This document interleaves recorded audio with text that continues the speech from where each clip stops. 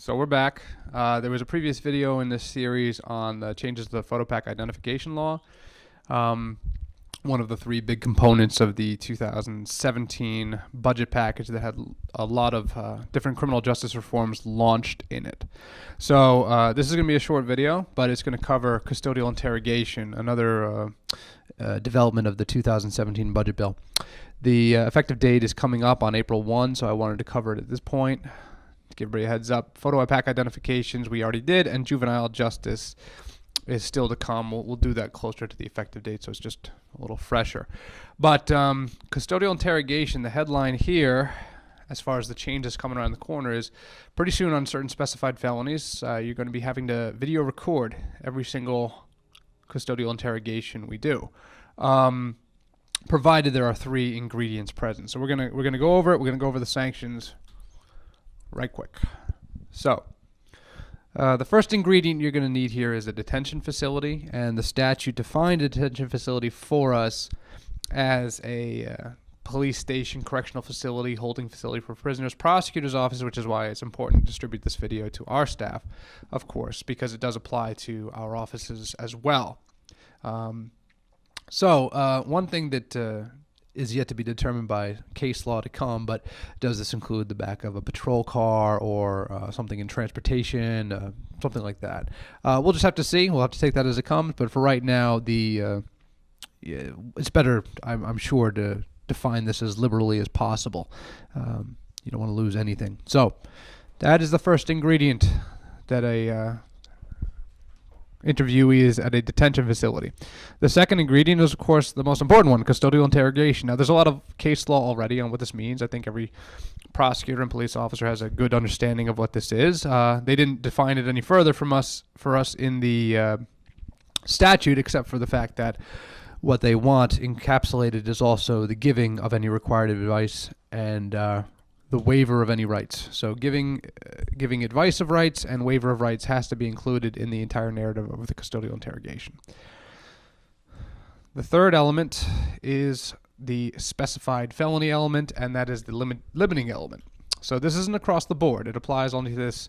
I'm going to start with the complicated, and then I'll show you the cheat sheet. So the specified felonies that are in play here are non-drug offense Class A1s, predatory sexual assaults, the Article 125 Class B violence, and the sex assault Class B violence. So in case that's just confusing and jargony, this is what we're actually talking about.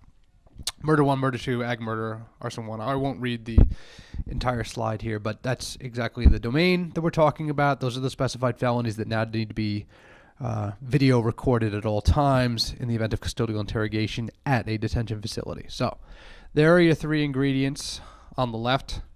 If you have every single one of them present, then you guessed it, you need to be video recording.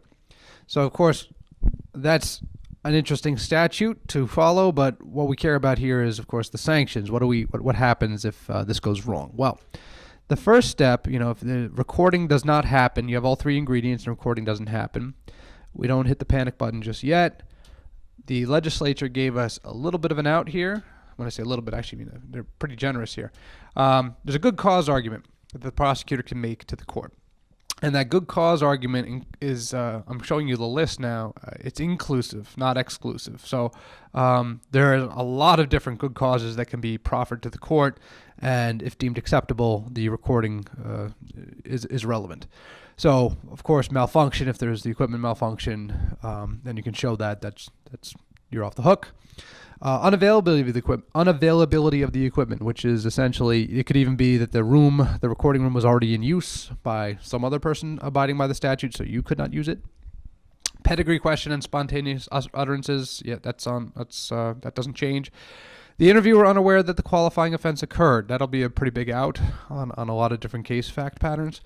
Unable to get the subject to the room. Now, that's think of that in a situation of a hospital when they're laid up in bed after a vehicular crash or something similar.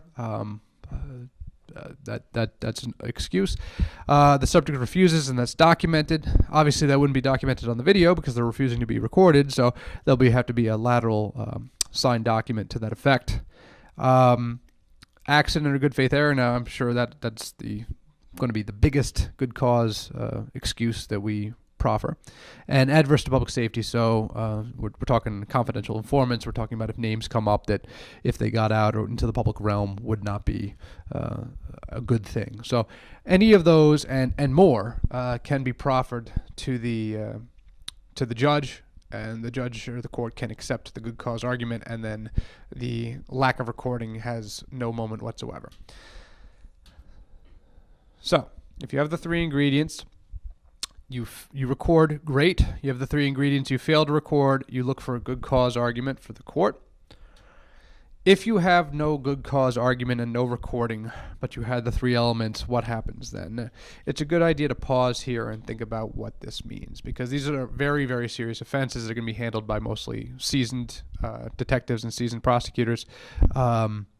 So when we're talking about a officer or prosecutor who is disregarding the law for essentially no good reason that can even be thought of, you might want to really be reevaluating this case as a whole and whether the defendant is truly guilty. So that's sort of step one. But step two, given the fact that you've had that evaluation, the sanction on the prosecution at this point is that at the request of the defendant, the court must, it's mandatory, instruct the jury that the failure to record the defendant's statement may be weighed as a factor, but not as the sole factor. Again, it's actually pretty liberal here, in determining whether the statement was voluntarily made or was made at all.